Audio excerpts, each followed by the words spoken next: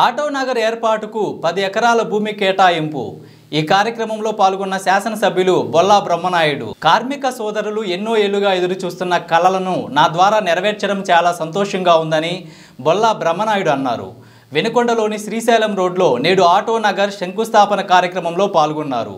ముందుగా ప్రగతి Motors association వారి ఆధ్వర్యంలో నిర్వహించిన ర్యాలీలో పాల్గొని యువతతో కలిసి బైక్ నడిపారు। చెక్పోస్ట్ సెంటర్ వద్ద అసోసియేషన్ సభ్యులు గజమాలతో ఘనంగా సత్కరించారు।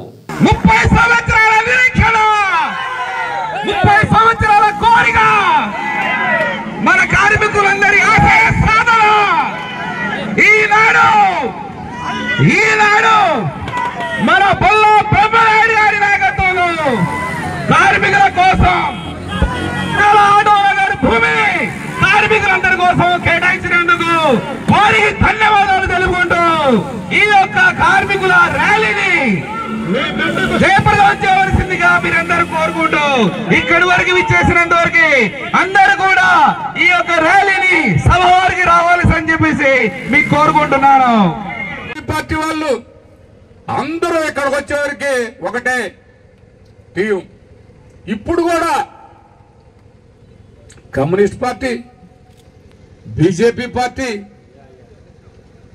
మరి తెలుగుదేశం పార్టీ, రోజువారీ జనసేన పార్టీ రౌండ్ టేబుల్ సమావేశం అంటారు। దేనికి రౌండ్ టేబుల్ సమావేశం? ఎవరు సొమ్ము లాక్కోవటానికి బాబు। మొన్న వచ్చి ఆయన చెప్తుండు, ఆ ముప్పాల నాగేశ్వరరావు నేను పెద్ద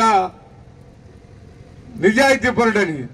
నీ నిజాయితీ ఎవడకు తెలియదయా? నిన్ను చందాల నాగేశ్వరరావు అని అంటా ఉంటారు, అది అందరికీ తెలుసు। కమ్యూనిస్టు పాలసీ విధానాలని మీరు ఎక్కడ అమలుపరుస్తున్నారు? మీరే అసలు మసీదు మాన్యానికి భూపోరాట సమితికి సంబంధం ఏందండి? మనం అందరం ఒక చెంప చూపితే రెండో చెంప చూపితే ఎట్నే ఉంటుంది। రేపు పొద్దున ఆటో నగర్లో కూడా ఈ 2 చెట్లు కూడా నాదేని అంటాడు। దానికి తగిన విధంగా మనం కూడా ఉండాలని అవసరం। మనం ఒకరి జోలి పోకూడదు। మన కాడికి వచ్చి మనది లాగేసుకుంటుంటే మనం ఎందుకు ఉంటాం? అది పూర్తి స్థాయిలో మీకు అవకాశం కల్పిస్తాను మసీదు మాన్యమని నేను డైరెక్ట్గానే చెప్తున్నాను, మీటింగ్లో చెప్తున్నాను।